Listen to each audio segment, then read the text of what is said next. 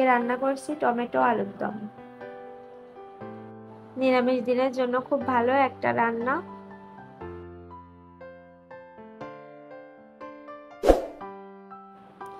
এজন্য আলুগুলো খুব সুন্দর করে গোল গোল করে কেটে নিয়েছি।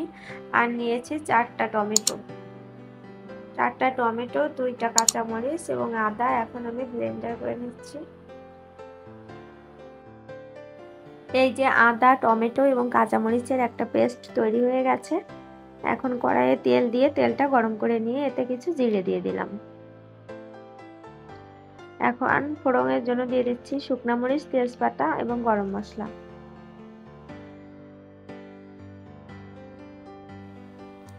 চুই নিয়েছি, এখানে চুই আমি কিছু টুকরা টুকরা করে থেতো করে নিয়েছি, আর কিছু আস্ত রয়েছে। যেগুলো থেতো করে নিয়েছি ওইগুলো এখন আমি দিয়ে দিচ্ছি। এখন সেই আদা টমেটোর পেস্টটা দিয়ে দিলাম, দিয়ে একটু হালকাভাবে নেড়ে চেড়ে মিশিয়ে দিচ্ছি। এখন এর ভিতর জিরা বাটা দিয়ে দিলাম। এর সাথে সাথে শুকনো মরিচের গুঁড়া, হলুদ গুঁড়া, লবণ এবং খুব সামান্য একটু হিং দিয়ে দিলাম। যেহেতু এটা নিরামিষ রান্না, হিং দিলে খুব সুন্দর একটা গন্ধ আসবে। এখন মশলাগুলো খুব সুন্দর করে কষিয়ে নিচ্ছি। এখন সেই কেটে রাখা আলুগুলো দিয়ে দিচ্ছি। আলুগুলো ভেজে নিতে পারলে আরো একটু ভালো হতো। কেটে রাখা চুইগুলো দিয়ে দিলাম।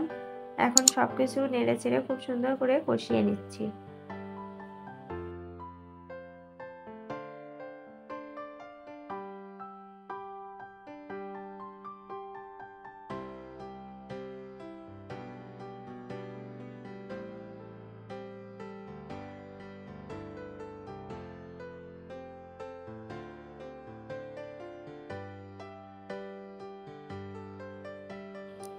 সবকিছু খুব সুন্দর করে নেড়ে চেড়ে কষিয়ে নিতে হবে।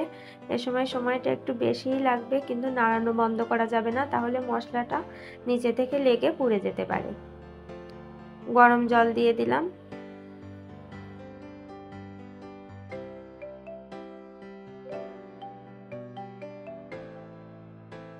ঝোলটা খুব সুন্দর ফুটে গেছে।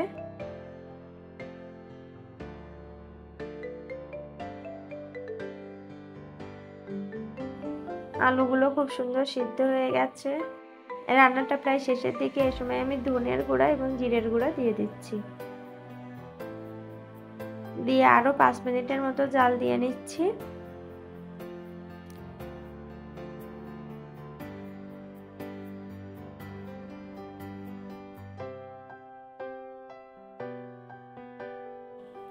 টমেটো আলুর দমটা একটু টক টক মিষ্টি মিষ্টি ঝাল ঝাল হবে, এজন্য আমি এখন একটু চিনি দিয়ে দিলাম।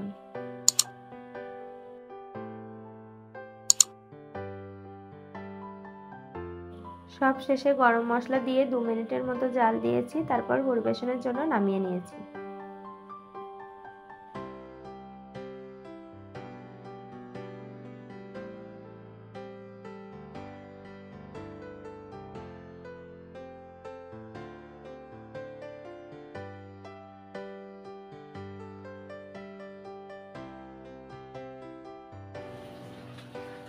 Wow, just looking like a wow.